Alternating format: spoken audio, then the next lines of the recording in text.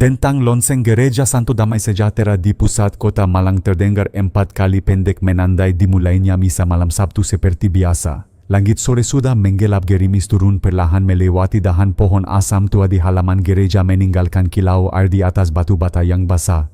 Diandra Lestari, mahasiswi tingkat akhir jurusan komunikasi dari Universitas Brawijaya melangkah cepat melewati gerbang besi tua. Di pundaknya tergantung tas ransel kecil, di tangannya sebuah kamera video lawas yang ia juluki mata kabur, kamera yang telah menemaninya membuat puluhan tugas liputan kampus. Malam itu niatnya sederhana, merekam suasana misa malam di gereja yang kabarnya baru saja menyelesaikan pemulihan patung Bunda Maria Lawang setelah bertahun-tahun retak dan pudar. Begitu memasuki area gereja, aroma lilin dan kayu lembab memenuhi udara. Beberapa ibu lanjut usia sedang melipat kerudung, anak-anak altar mengenakan jubah putih, dan dari ruang paduan suara terdengar latihan lagu-lagu pujian. Di ujung altar, Romo Lukas Santoso, imam paroki berusia 60 tahun dengan wajah tirus dan mata teduh sedang memeriksa naskah misa di atas meja altar. "Selamat malam Romo," sapa Diandra sopan. "Selamat malam," anak muda jawab Romo Lukas dengan senyum lembut. "Datang untuk misa atau?"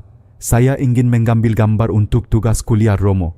Kalau diizinkan silakan. Tapi jangan mengganggu doa umat ya." Diandra mengangguk. Suasana gereja terasa damai, hanya terdengar langkah lembut dan nyala lilin yang bergetar tertiup angin kecil. Dari luar, angin malam meniup pelan lewat sela jendela membuat lampu gantung bergoyang perlahan.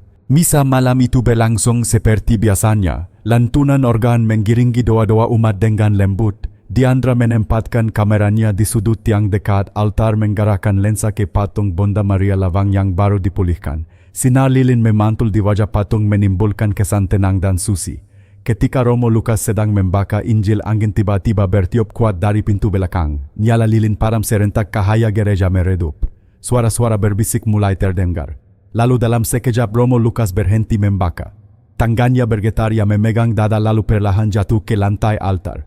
Romo teriak Ibu Mariana, petugas liturgi yang berdiri di dekatnya. Beberapa orang spontan berlari ke depan. Namun sesuatu yang ganjil terjadi. Semua suara lenyap. Tidak ada teriakan, tidak ada langkah, bahkan desis api pun tak terdengar. Hening. Keheningan yang begitu pekat hingga Diandra bisa mendengar detak jantungnya sendiri. Kamera masih merekam. Gambar bergetar sedikit. Romo Lukas terbaring di sisi altar, cahaya lilin bergetar lemah dan wajah Bunda Maria tampak berpendar lembut seolah memantulkan cahaya yang datang dari dalam. Diandra gemetar. Ia tak tahu harus berbuat apa, hanya memegang kamera erat-erat. Detik demi detik berlalu. 0001001500450110. Keheningan itu tetap berlangsung.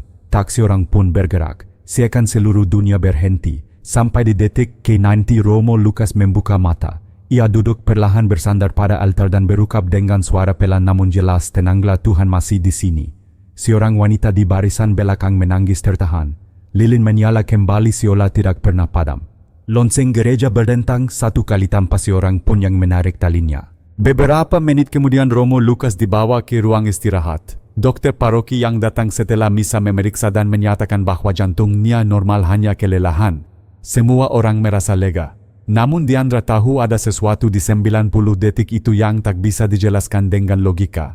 Malam itu di kamar kos kecil di Jalan Sigura-gura, Diandra menyalakan laptop dan memeriksa hasil rekamannya. Suara tidak ada. Mikrofon berfungsi tetapi seluruh rekaman hanya berisi gambar tanpa satupun bunyi. Di detik ke-45 sesosok bayangan putih melintas di belakang patung Bunda Maria samar namun jelas. Jantungnya berdetak keras. Ia menonton ulang berkali-kali dan setiap kali bayangan itu muncul rasa dingin menjalari punggungnya. Sebagian dirinya ingin menghapus video itu. Tapi bagian lain merasa video itu bukan kebetulan. Ia menatap layar lalu berbisik pelan, "Kalau engkau menghendaki biarlah ini menjadi berkat." Tangannya bergerak menekan tombol unggah di kanal YouTube pribadinya. Judul video 90 detik sunyi di Gereja Santo Damai Sejahtera. Apa yang sebenarnya terjadi? Hujan kembali turun perlahan di luar jendela. Diandra menatap layar laptop yang masih menyala tanpa menyadari bahwa video itu hanya beberapa jam kemudian akan mengguncang seluruh Malang. Pagi berikutnya sinar matahari menembus tirai tipis kamar kos Diandra. Suara hujan semalam telah reda digantikan kikau burung yang bertengger di kabel listrik luar jendela. Ia terbangun dengan kepala berat, tidur hanya 2 jam setelah mengunggah video itu. Kebiasaannya setiap pagi adalah membuka laptop untuk menulis catatan kuliah, tapi pagi ini ia terpaku pada layar. Di pojok kanan bawah ikon notifikasi YouTube bergetar. Angka 99 berwarna merah menyala. Apa 100.000 penayangan dalam waktu kurang dari 8 jam. Video berjudul 90 detik sunyi di Gereja Santo Damai Sejahtera sudah menembus ratusan ribu view. Kolom komentar membanjir, sebagian besar menulis kalimat doa. Saya menangis tanpa alasan ketika menonton ini. Rasanya seperti sedang berdoa dalam keheningan. Namun tak sedikit pula yang sinis efek suara dimatikan biar dramatiskan. Mana mungkin semua orang diam begitu lama, ini pasti editan. Diandra menatap layar tanpa berkedip, tangannya gemetar ketika membaca komentar demi komentar. Ia tidak tahu harus merasa bangga atau takut. Yang pasti dalam dirinya muncul rasa tidak tenang campuran antara kagum dan gelisah. Menjelang siang ponselnya berdering tanpa henti. Nomor tak dikenal, notifikasi, pesan dan permintaan wawancara. Salah satu pesan datang dari kantor berita Surya Malang, portal berita lokal terkenal. Halo, kami dari Surya Malang. Kami ingin mengonfirmasi keaslian video 90 detik sunyi.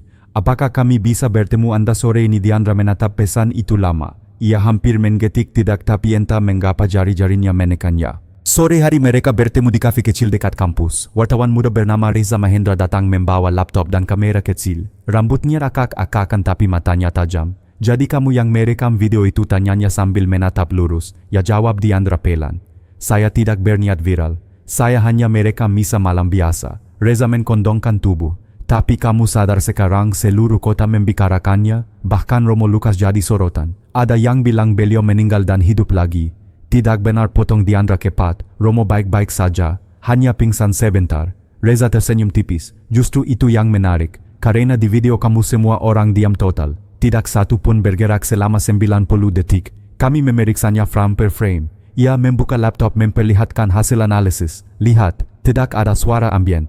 Tapi mikrofon aktif, seolah dunia berhenti. Diandra menatap layar itu, tenggorokannya kering. Dan apa ini? Tanya Reza sambil memutar video di detik ke-45. Sosok putih sama tampak melintas di belakang patung Bunda Maria. Itu bukan pantulan cahaya, Diandra. Kami sudah uji. Kaf mendadak terasa dingin. Diandra menunduk, suaranya nyaris berbisik. Saya tidak ingin mempermainkan iman orang, tapi saya juga tidak bisa menjelaskan.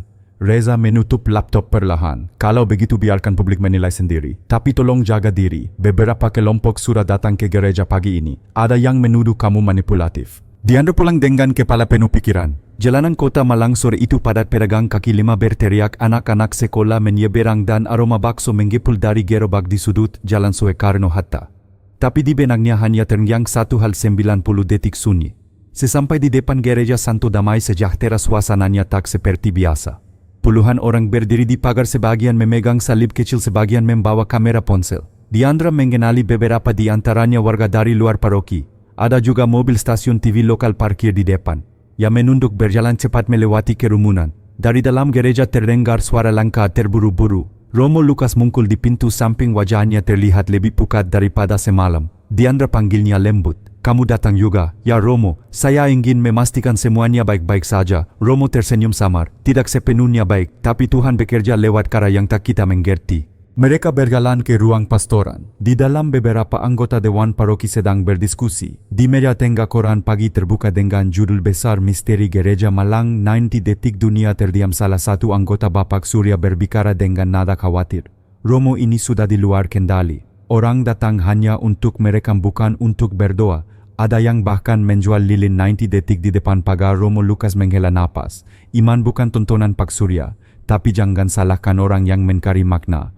Kadang Tuhan menyentuh hati manusia lewat keheningan. Diandra menatap beliau. Romo, apakah Anda benar-benar ingat apa yang terjadi malam itu? Romo diam sejenak lalu menjawab lirih, yang saya rasakan hanya cahaya dan kedamaian yang tak bisa dijelaskan. Saat mata saya terbuka, saya tahu tidak ada yang perlu ditakuti. Ia menatap Diandra dalam-dalam. Kamu dipilih untuk merekamnya, nak. Tidak semua orang bisa menjadi saksi tanpa tahu alasannya. Malamnya Diandra kembali ke kos. Notifikasi terus berdentang, kali ini dari luar negeri. Video itu telah diterjemahkan secara otomatis, dibagikan ke forum Katolik di Filipina, bahkan ke komunitas rohani di Amerika Latin. Tagar #90 detik sunyi menempati trending nomor 1 di Twitter Indonesia. Tapi bersamaan dengan itu muncul pula akun-akun skeptis yang menuduhnya membuat hoaks demi popularitas. Beberapa pesan masuk dengan ancaman halus, jangan bermain dengan hal suci. Kami tahu kamu tinggal di Sigura-gura. Diandra menggigil. Ia menutup laptop lalu duduk di lantai memeluk lutut. Dalam keheningan malam ia berdoa lirih, Tuhan, kalau semua ini darimu, tolong beri aku kekuatan. Aku tidak tahu harus melangkah ke mana. Dan tepat saat itu listrik padam. Kamar gelap total. Hanya cahaya samar dari jalan menembus lewat jendela. Dari luar terdengar lonceng gereja berdentang sekali padahal sudah lewat tengah malam. Diandra berdiri perlahan mendekati jendela. Jarak dari kosnya ke gereja sekitar 200 meter tapi di kejauhan ia melihat sesuatu yang membuat napasnya tertahan. Di atas menara gereja terlihat cahaya putih lembut berbentuk lingkaran. Bukan cahaya lampu melainkan berdenyut perlahan seperti jantung yang berdetak. Ia memejamkan mata, air mata mengalir tanpa ia sadari. Bukan karena takut melainkan karena damai yang tiba-tiba memenuhi dadanya. Keesokan harinya berita itu memenuhi seluruh media. Cahaya misterius di menara gereja Santo Damai, fenomena alam atau tanda ilahi, warga berduyun-duyun datang. Wartawan mendirikan kamera di seberang jalan. Namun Romo Lucas hanya tersenyum tenang ketika diwawancara. Mungkin Tuhan sedang mengingatkan kita bahwa keheningan bukan berarti ketiadaan. Dalam sunyi justru ada hidup yang paling nyata. Diandra menatap dari jauh. Dunia luar kini riuh tapi di hatinya justru muncul ketenangan yang sulit dijelaskan. Ia tahu badai baru saja dimulai antara iman sains dan rasa ingin tahu manusia. Namun di antara semua itu satu hal berbisik lembut di hatinya, jangan takut pada keheningan. Di sanalah suara Tuhan berbicara. Hari Minggu pagi langit malang berwarna abu-abu keperakan. Awan rendah menggantung di atas menara gereja Santo Damai Sejahtera yang kini dipenuhi orang sejak fajar. Mobil, sepeda motor bahkan bekak parkir di sepanjang jalan kayu tangan lama. Udara bercampur bau lilin, tanah basah dan keringat manusia yang berdesakan mencari tempat. Seorang polisi lalu lintas berdiri di depan pagar gereja berusaha mengatur arus orang. Pelan-pelan jangan dorong, namun semua mata tertuju pada hal yang sama, menara gereja yang sejak malam tadi masih memancarkan cahaya putih lembut. Tidak menyilaukan tapi konstan seperti napas yang hidup. Diandra berdiri di antara kerumunan dengan hoodie abu-abu menutupi kepala. Ia menatap menara itu dengan perasaan campur aduk. Di satu sisi ia kagum, di sisi lain ia takut. Romo Lucas berdiri di depan pintu utama gereja bersama beberapa petugas liturgi menenangkan umat. Saudara-saudari, mari kita berdoa dengan tenang. Jangan mencari tanda, carilah makna, katanya lewat penggeras suara. Tapi suara Romo tenggelam dalam riuh kamera ponsel. Sekitar pukul 9 pagi misa darurat diumumkan diadakan di halaman gereja. Ratusan orang duduk di tanah berpayung daun pisang kain atau koran. Ketika lagu pembuka dinyanyikan, sesuatu yang aneh terjadi. Mikrofon utama tiba-tiba mati. Gitar berhenti dan seluruh jemaat perlahan menunduk tanpa perintah. Tidak ada satupun yang berbicara. Tidak ada batuk, tidak ada suara kursi bergeser. 90 detik keheningan itu terjadi lagi. Kamera-kamera yang merekam menampilkan gambar umat membeku seperti patung. Hanya suara angin yang menyentuh daun dan detik jam dari menara terdengar jelas. Diandra yang duduk di barisan tengah menggenggam rosario kecil di tangannya. Ia merasakan dada hangat seperti ada cahaya yang menyelinap dari dalam dirinya. Ketika waktu keheningan berakhir, mikrofon kembali hidup dan suara Romo Lucas terdengar bergetar, tapi mantap, Tuhan hadir bukan dalam gemuruh melainkan dalam keheningan hati. Beberapa orang menangis. Sebagian berlutut tanpa sadar. Diandra pun ikut meneteskan air mata. Ia tahu momen itu bukan kebetulan. Namun tidak semua orang menerima dengan iman. Sore harinya sekelompok aktivis sekuler datang ke halaman gereja membawa spanduk bertuliskan "Stop menyebarkan takhayul, ilmu bukan keajaiban." Mereka berdebat dengan umat yang masih berkumpul. Polisi berjaga di antara dua pihak. Seorang pria berkacamata tebal memperkenalkan diri sebagai Dr. Anton Prasetyo, dosen fisika dari Universitas Negeri, diwawancari oleh media. Fenomena cahaya itu bisa dijelaskan ilmiah. Kondisi atmosfer, pantulan debu, partikel atau efek elektromagnetik dari menara logam. Tidak perlu dikaitkan dengan hal mistik. Sementara itu di sisi lain, seorang ibu parubaya berseru dengan suara gemetar, "Anak saya lumpuh 3 tahun tadi setelah misa dia bisa berdiri." Apakah itu juga pantulan debu? Pak kerumunan bertepuk tangan, sebagian bersorak puji Tuhan, sebagian mensibir. Kota Malang seolah terbelah dua antara iman dan akal, hening dan bising. Malamnya Diandra duduk di teras kos menatap langit yang kini cerah. Cahaya di menara gereja sudah meredup tapi berita tentangnya belum padam. Ia membuka laptop dan membaca email dari luar negeri. Salah satunya dari seorang suster di Filipina. "Saudari Diandra, kami menonton video Anda di komunitas kami di Cebu. Setelah niniti detik keheningan, seorang suster kami yang kehilangan suara selama bertahun-tahun tiba-tiba bisa menyanyi kembali. Kami berdoa agar Anda diberkati." Diandra menutup laptop pelan. Air matanya mengalir. Ia tidak mengerti apa yang sedang terjadi, tapi ia tahu Tuhan sedang menyentuh banyak orang melalui sesuatu yang sederhana, keheningan. Namun malam itu sebuah pesan baru muncul di layar ponselnya. "Nomor tak dikenal, kamu tidak tahu apa yang sedang kamu mainkan. Datanglah ke halaman belakang gereja malam ini kalau ingin tahu kebenarannya." Jantungnya berdetak cepat. Ia hampir mengabaikannya, tapi rasa ingin tahu mengalahkan rasa takut. Sekitar pukul 11 malam ia mengenakan jaket dan diam-diam berjalan menuju gereja. Jalan sepi, hanya suara jangkrik dan angin. Halaman belakang gereja Santo Damai Sejahtera gelap. Hanya cahaya dari jendela pastoran yang samar-samar menerangi patung kecil Yesus Gembala Baik. Diandra berdiri ragu. Halo, ada orang dari bayangan di dekat tembok, seorang pria mungkul. Wajahnya keras, berpakaian sederhana, tampak seperti tukang kebun gereja. Jangan takut, katanya pelan. Saya Pak Tono, penjaga malam di sini. Ia mengeluarkan ponsel memperlihatkan foto-foto dari kamera keamanan gereja malam kejadian pertama. Lihat ini, katanya sambil memperbesar gambar. Tepat di detik ke-45 yang semua orang bicarakan. Di layar tampak cahaya samar berbentuk siluet wanita berdiri di belakang altar tanggaan terangkat seolah berdoa. Semua CCTV gereja mati kecuali satu kamera kecil. Ini lanjutnya. Dan setelah 90 detik semua sistem kembali normal. Diandra menatap gambar itu lama. Wajah itu tidak jelas tapi auranya damai. Apakah Romo Lucas tahu Pak Tono mengangguk pelan? Beliau tahu. Tapi beliau bilang kalau ini memang tanda dari Tuhan maka kita harus diam. Tidak perlu membuktikan. Ia berhenti sejenak menatap Diandra tajam. Tapi saya tidak yakin ini cuma tanda untuk umat. Saya pikir ini peringatan. Peringatannya, Romo Lucas sudah sakit beberapa minggu tapi beliau memaksa melayani. Dan malam itu sesuatu memaksa semua orang diam seolah agar beliau tidak mati di tengah kata-katanya. Kata-kata itu membuat Diandra merinding. Ia tidak tahu harus menjawab apa. Pak Tono menepuk bahunya. Kadang Tuhan menghentikan dunia supaya manusia ingat bahwa hidup bisa berhenti kapan saja. Setelah Pak Tono pergi, Diandra duduk sendirian di bangku kayu dekat taman doa. Langit gelap tapi bintang-bintang perlahan mungkul. Ia memejamkan mata mencoba berdoa. Di dalam hatinya mungkul kalimat yang sederhana, Tuhan ajar aku mendengarmu dalam sunyi. Ketika ia membuka mata sesuatu menarik perhatiannya. Patung Bunda Maria kecil di taman doa yang biasanya menghadap timur kini tampak sedikit berputar mengarah ke menara. Ia menggucek mata berpikir mungkin itu hanya ilusi. Tapi tidak, alas kakinya benar-benar bergeser beberapa sentimeter. Diandra tertegun. Angin berhembus lembut melewati rambutnya dan untuk sesaat ia mendengar suara samar bukan dari luar tapi dari dalam hatinya. Jangan takut.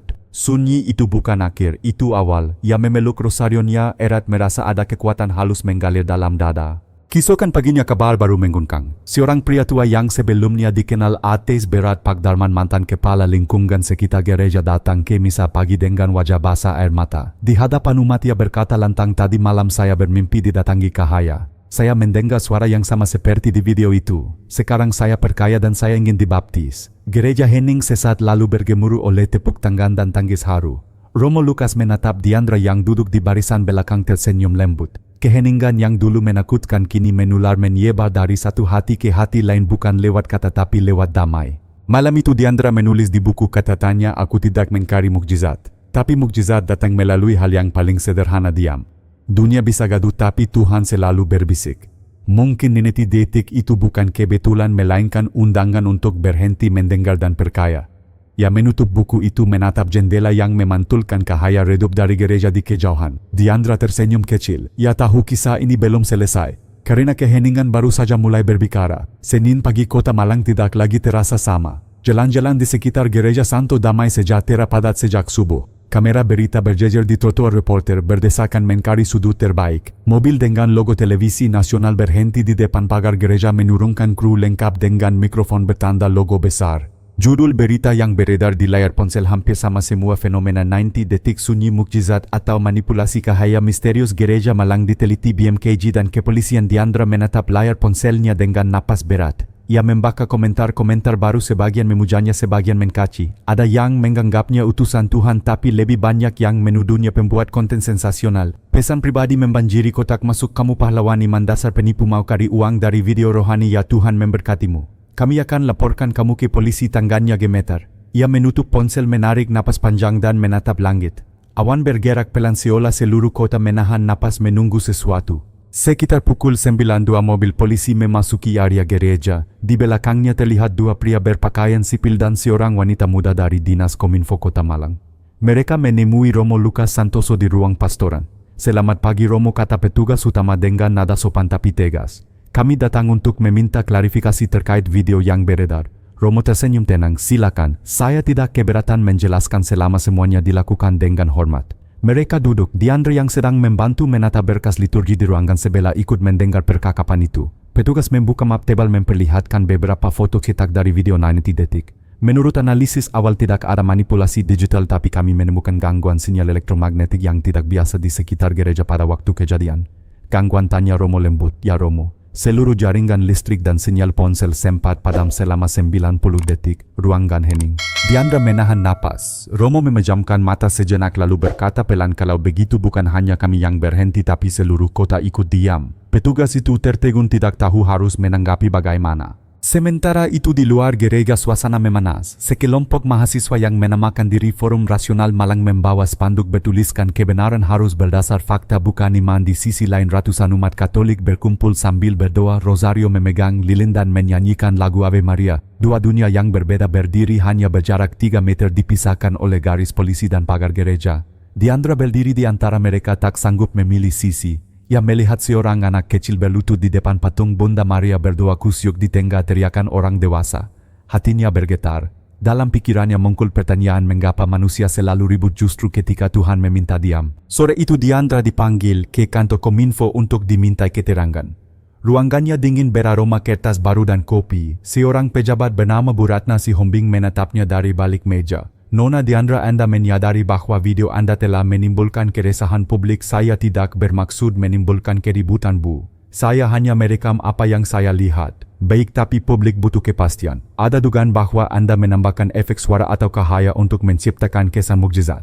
Diandra menggigit bibirnya. Saya bersumpah demi Tuhan saya tidak menambah apapun. Bahkan suara pun hilang tanpa saya tahu mengapa. Bu Ratna menatapnya lama lalu menurunkan nada suara. Anak muda kadang yang benar pun bisa salah bila terlalu ramai.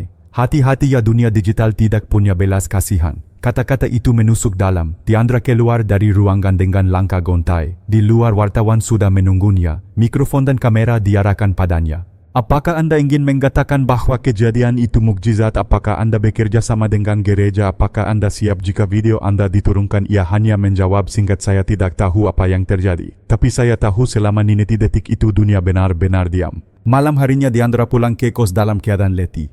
Ia menyalakan lilin kecil di meja, membuka rosario dan berdoa dalam bisu.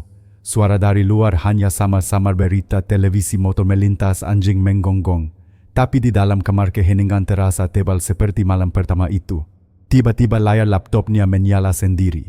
Jendela browser terbuka menampilkan email masuk baru pengirim Lucas Santoso, subjek kalau dunia mulai bising kembalilah ke sunyi. Diandra tertegun. Ia tahu Romo tidak pandai dengan komputer, bahkan akun email beliau jarang digunakan. Ia membuka pesan itu, anakku jangan takut pada keraguan manusia. Kadang Tuhan membiarkan badai supaya kita belajar mendengar di tengah angin. Datanglah ke gereja besok pagi sebelum fajar. Ada sesuatu yang harus kau lihat. Jantungnya berdetak cepat. Ia menatap layar lama sekali lalu menutup laptop perlahan. Faya berikutnya pukul 5 pagi Diandra tiba di gereja. Gerimis turun halus membasahi ubin halaman. Gereja tampak sunyi, pintu utama terbuka sedikit. Ia melangkah masuk. Aroma dupa masih menggantung di udara. Romo Lucas berdiri di depan altar mengenakan jubah putih sederhana menatap patung Bunda Maria Lawang dengan mata berembun. Terima kasih sudah datang, katanya lirih. Apa yang sebenarnya terjadi, Romo, tanya Diandra pelan. Romo tersenyum, namun kali ini senyumnya penuh keletihan. Ketika saya pingsan malam itu saya tidak melihat gelap, saya melihat terang. Terang yang tidak menyilaukan tapi memeluk. Dan dari terang itu saya mendengar suara yang mengatakan diamlah supaya mereka bisa mendengar aku. Ia menatap Diandra dalam-dalam. Mungkin karena itu dunia berhenti selama 90 detik. Bukan karena saya tapi karena dia ingin berbicara. Diandra merasa matanya panas. Ia hampir menangis. Jadi Romo perkaya itu mukjizat bukan mukjizat nak. Itu panggilan untuk kembali ke keheningan. Tiba-tiba lonceng gereja berdentang pelan ding-ding meski belum waktunya misa. Keduanya menatap ke arah menara. Dari jendela tinggi cahaya lembut mengalir turun ke altar jatuh tepat di kaki patung Bunda Maria. Romo berlutut, lihatlah Diandra. Dia datang bukan untuk ditonton tapi untuk mengingatkan. Cahaya itu perlahan memudar meninggalkan aroma seperti bunga melati dan kayu manis. Ketika mereka keluar dari gereja, sinar matahari pertama menembus awan. Jalanan masih basah tapi udara terasa berbeda, ringan bersih seperti baru saja dicuci oleh doa. Romo menatap Diandra dan berkata, kamu sudah membawa pesan ini kepada dunia. Sekarang tugasmu adalah membawanya ke hati manusia bukan lewat kamera tapi lewat ketenangan hidupmu. Diandra menunduk. Air mata jatuh di pipinya. Romo, apakah saya harus berhenti membuat video? Tidak, jawabnya lembut. Teruslah merekam. Tapi kali ini rekam keheningan. Hari itu juga Diandra menghapus seluruh iklan di videonya. Ia mengganti deskripsi dengan satu kalimat, keheningan bukan ketakutan. Keheningan adalah ruang di mana Tuhan berbicara. Dan anehnya setelah itu video tersebut tidak lagi menjadi bahan perdebatan. Kolom komentar dipenuhi doa bukan hujatan. Bahkan mereka yang skeptis menulis entah ini mukjizat atau tidak, tapi saya merasa damai menontonnya. Namun malam itu sesuatu terjadi di luar dugaan. Telepon dari pastoran masuk ke ponsel Diandra. Suara panik Ibu Mariana di seberang Diandra cepat ke gereja. Romo Lucas dia jatuh lagi di depan altar. Diandra menjatuhkan ponsel. Dunia seakan berhenti sejenak. Ia berlari menembus hujan yang baru turun, hati bergetar, air mata bercampur air langit. Di kejauhan lonceng gereja berdentang 3 kali. Suara itu menusuk udara malam, menggambarkan sesuatu yang akan mengubah segalanya. Hujan turun deras malam itu. Air berlarian di atap genteng gereja Santo Damai Sejahtera jatuh membentuk tirai bening di depan kaca jendela besar.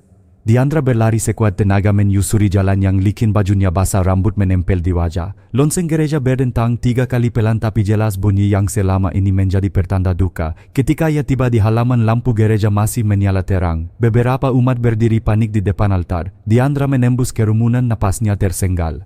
Romo Lucas, di mana, serunya. Ibu Mariana wajahnya pucat menunjuk ke dalam. Di depan patung Bunda Maria dia jatuh waktu sedang berdoa. Diandra berlari. Di lantai marmer dekat altar, tubuh Romo Lucas Santoso terbaring, tangan kanan masih menggenggam rosario kayu. Wajahnya tenang seperti sedang tidur. Seorang perawat paroki memeriksa denyut nadinya lalu menggeleng pelan. Tidak ada detak, katanya nyaris berbisik. Suara tangis tertahan terdengar dari sudut ruangan. Hujan di luar semakin deras, tapi di dalam gereja tidak ada satupun yang bergerak. Diandra berlutut di sisi Romo, menggenggam tangan beliau yang dingin. Romo, bangun Romo. Jangan tinggalkan kami, bisiknya lirih. Air matanya jatuh ke tangan yang sudah pucat itu. Lalu sesuatu yang tak masuk akal terjadi. Dari jendela atas altar seberkas cahaya putih menyusup menembus tirai hujan, jatuh tepat di tubuh Romo Lucas. Cahaya itu bukan kilat, terlalu lembut, terlalu terarah. Umat yang hadir menahan napas. Dan tiba-tiba seperti dijewu semua suara lenyap.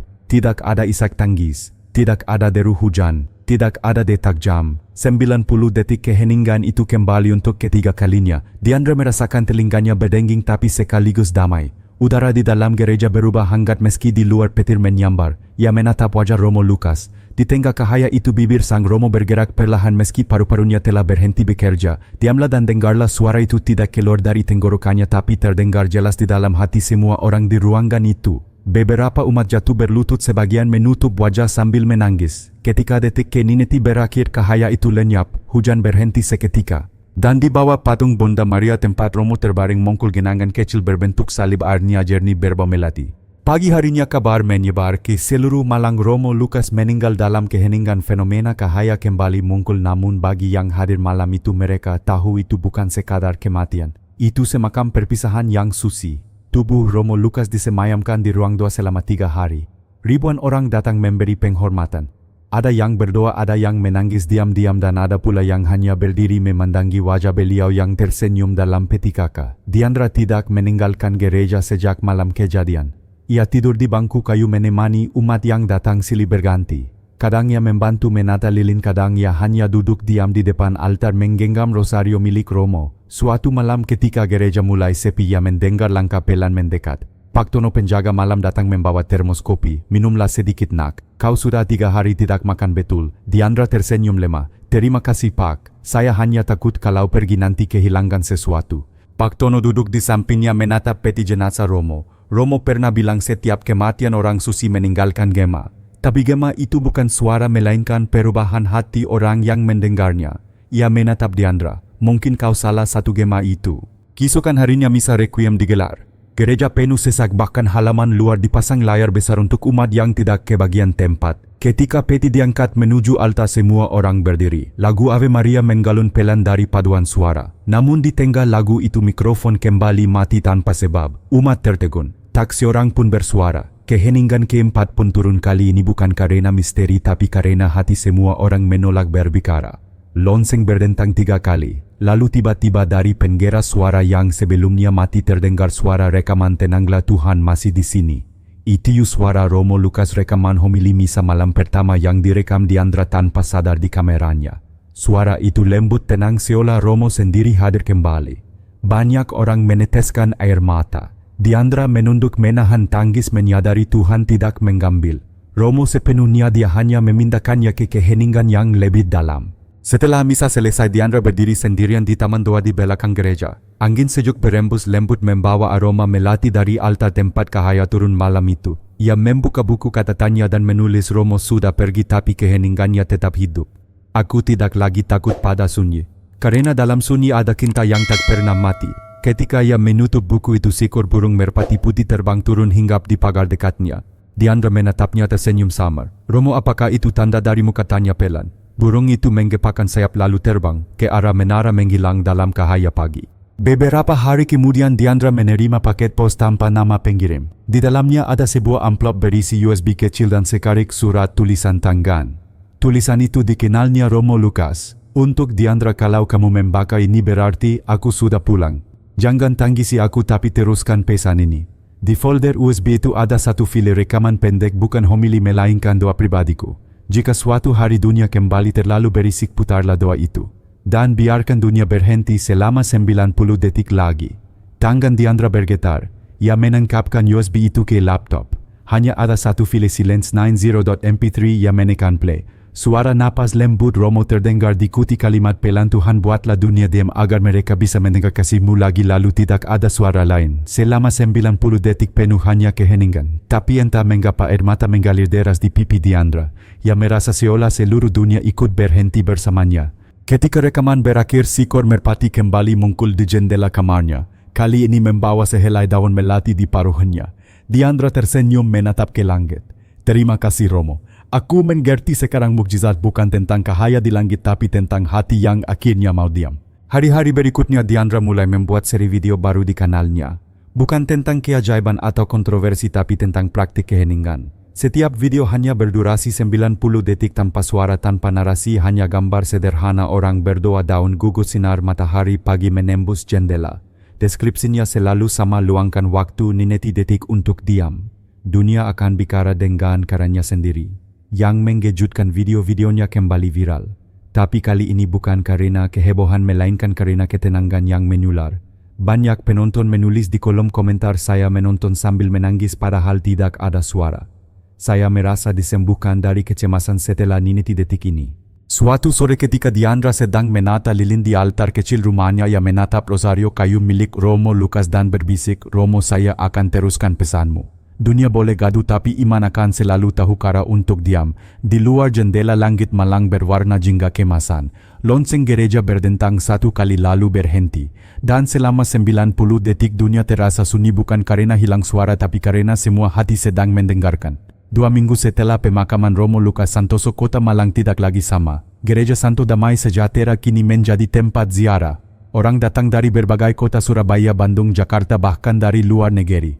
Mereka tidak datang untuk mencari tontonan tetapi untuk diam. Setiap hari tepat pukul 7 malam lonceng gereja berdentang pelan 3 kali menandai awal 90 detik keheningan yang kini dilakukan serentak oleh umat di seluruh Indonesia.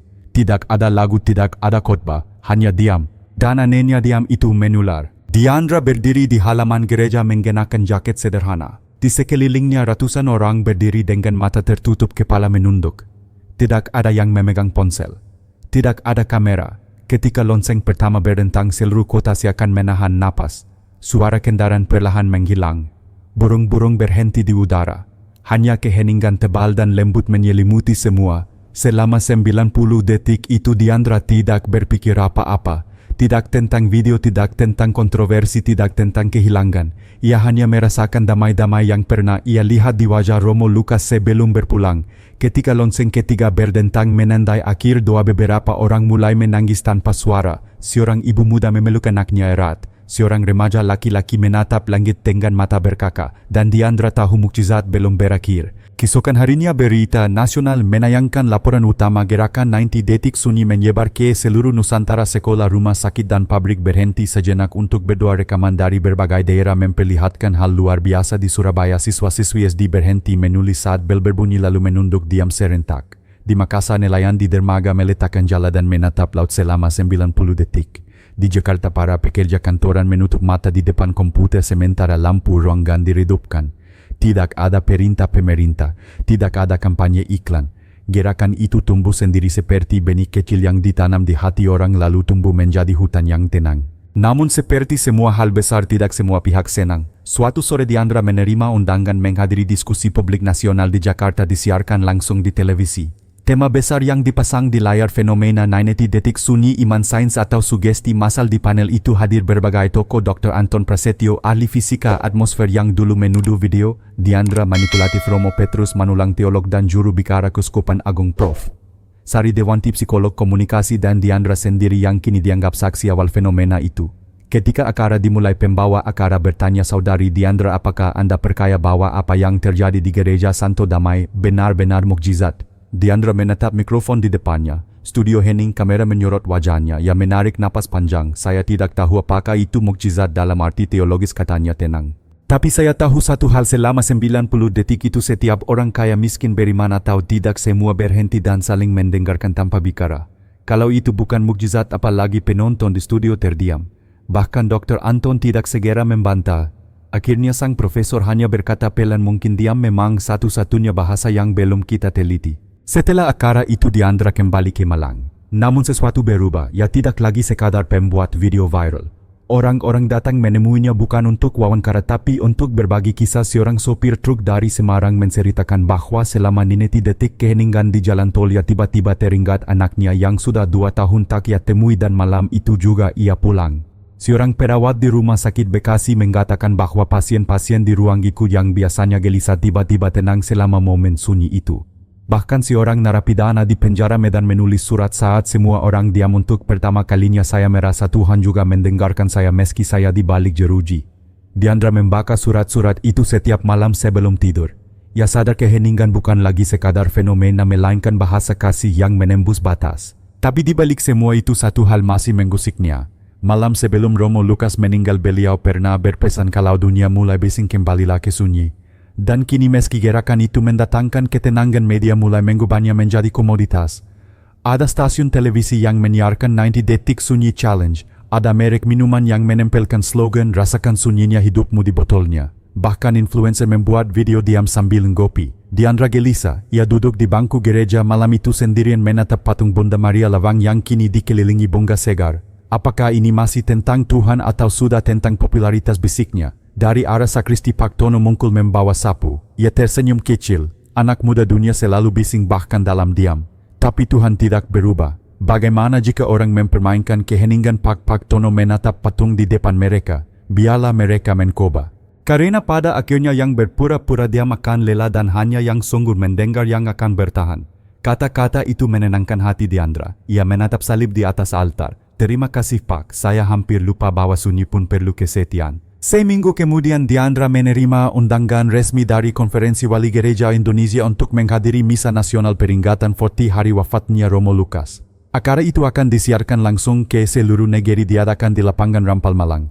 Panitia memintanya memimpin momen doa 90 detik bukan sebagai pembicara tapi sebagai pemegang waktu. Hari itu tiba, ribuan orang memenuhi lapangan. Diandra berdiri di atas panggung kecil di samping altar utama membawa jam pasir kecil berisi pasir putih dari halaman gereja tempat Romo dimakamkan. Ketika lonceng pertama berdentang, ia membalik jam pasir itu. Butiran pasir turun perlahan mengalir dalam keheningan total.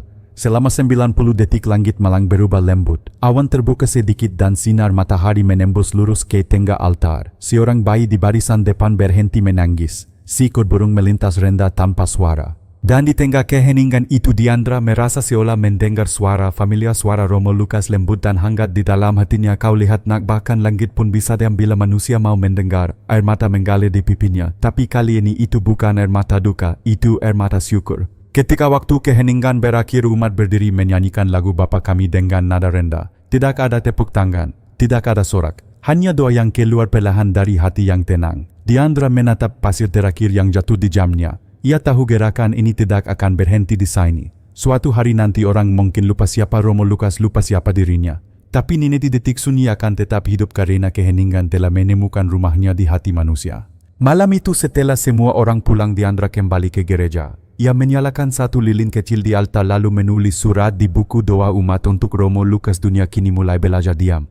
Tapi aku tahu sunyi sejati bukan berhenti bicara melainkan mendengar dengan cinta." Ia menutup buku, memadamkan lilin lalu melangkah keluar. Langit malam bersih, bintang bertaburan. Dari kejauhan lonceng berdentang satu kali. Dan di tengah keheningan itu Diandra berbisik pelan, "Terima kasih Romo." Dunia sudah mulai mendengar. 6 bulan telah berlalu sejak dunia mengenal istilah 90 detik sunyi. Diandra kini tinggal di rumah kecil di pinggiran kota Batu tak jauh dari Malang. Ia mengajar kelas komunikasi di universitas lokal dan membantu di paroki terdekat setiap akhir pekan. Namun di hatinya bayangan Romo Lukas masih hidup dalam setiap detik keheningan. Pagi itu ia menerima pesan dari seorang ilmuwan muda bernama Dr. Arga Pranoto, dosen teknik elektro dari Universitas Indonesia. Pesan itu singkat: "Saya sedang meneliti rekaman suara Silence 90. Empiri milik Anda. Ada sesuatu yang sangat aneh. Bisa kita bertemu?" Rasa penasaran menyalakan kembali denyut di dada Diandra. Ia menyetujui. 2 hari kemudian Dr. Arga datang ke Malang membawa laptop dan alat perekam kecil. Mereka bertemu di ruang pastoran lama tempat Romo Lukas dulu biasa berkhotbah. Udara sore lembab, cahaya matahari jatuh miring melalui kaca patri menciptakan warna biru dan merah di lantai marmer. Dr. Arga menyalakan laptopnya. "Saya sudah menganalisis file audio yang Romo Lukas tinggalkan," katanya serius. "Awalnya saya pikir file itu benar-benar sunyi, tapi setelah saya perbesar spektrumnya ternyata ada gelombang ultrasonik 5 frekuensi di bawah ambang pendengaran manusia." Diandra menatapnya heran. Apa artinya sederhananya rekaman itu tidak benar-benar hening? Ada sinyal yang sangat halus di dalamnya seperti denyut ritmik setiap detik. Polanya konstan 90 detik tepat. Ia menampilkan grafik di layar. Garis biru naik turun halus seperti napas. Saya bandingkan dengan pola detak jantung manusia sehat dan hasilnya identik. Ruangan terdiam. "Jadi maksud Anda?" Dr. Arga tersenyum tipis. "Saya tidak tahu bagaimana menjelaskannya. Tapi feel itu seperti menyimpan denyut hidup seseorang." Ia berhenti sejenak lalu menatap Diandra dalam. "Mungkin ini suara hati Romo Lukas." Diandra menutup mulutnya, air mata mengalir tanpa ia sadari. Ia mengingat malam saat Romo mengungkapkan kata terakhirnya, "Diamlah dan dengarlah." Mungkin Romo benar-benar meninggalkan bagian dari dirinya dalam rekaman itu, bukan untuk didengar telinga melainkan untuk didengar jiwa.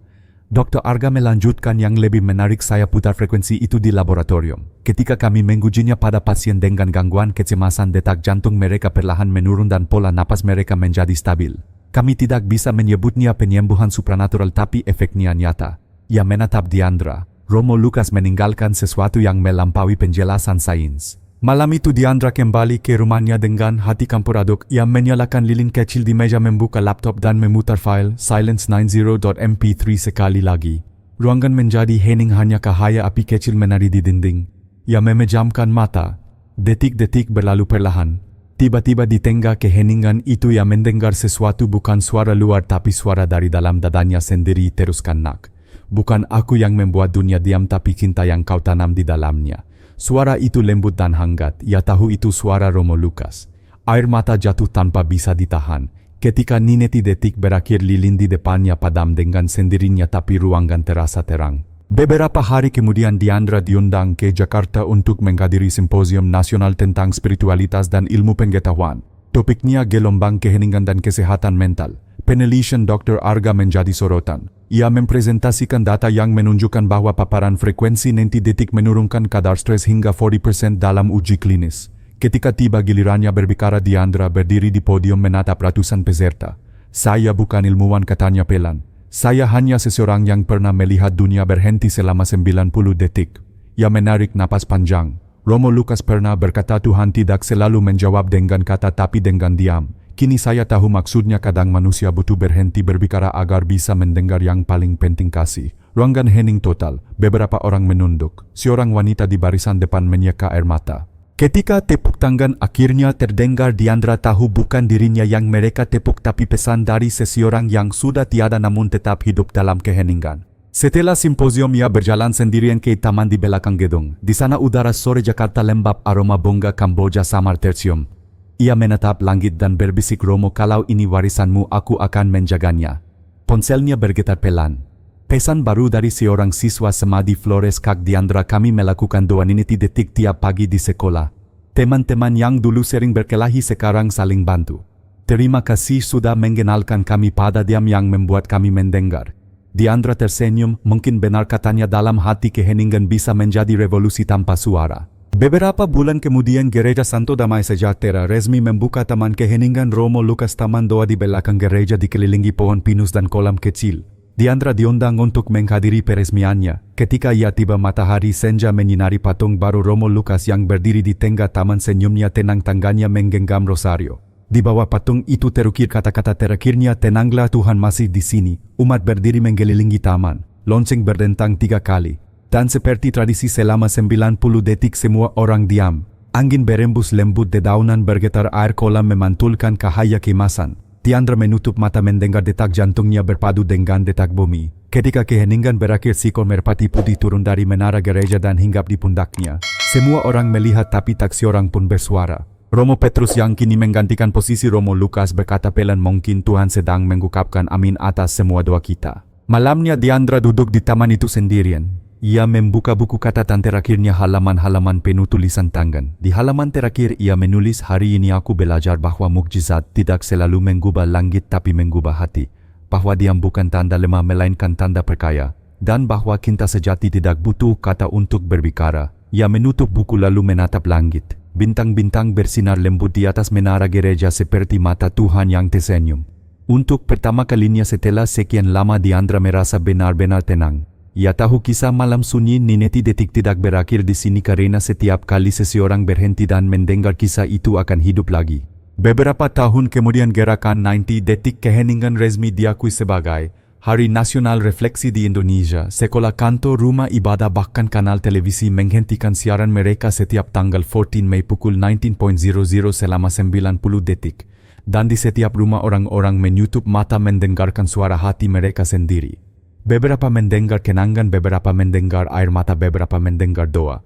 Tapi semuanya merasakan hal yang sama, kedamaian.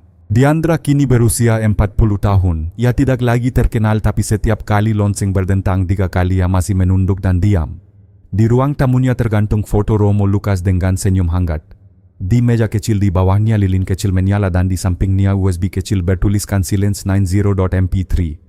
Ia menatap lilin itu sambil tersenyum lalu berbisik, "Romo, dunia sudah belajar diam. Terima kasih karena engkau dulu mengajarku mendengar." Lonceng gereja berdentang jauh di kejauhan. Udara malam sunyi, hanya suara detak waktu yang lembut mengisi ruang. Dan selama 90 detik itu dunia kembali berhenti, bukan karena mukjizat besar tetapi karena setiap hati manusia kini tahu dalam keheningan Tuhan berbicara.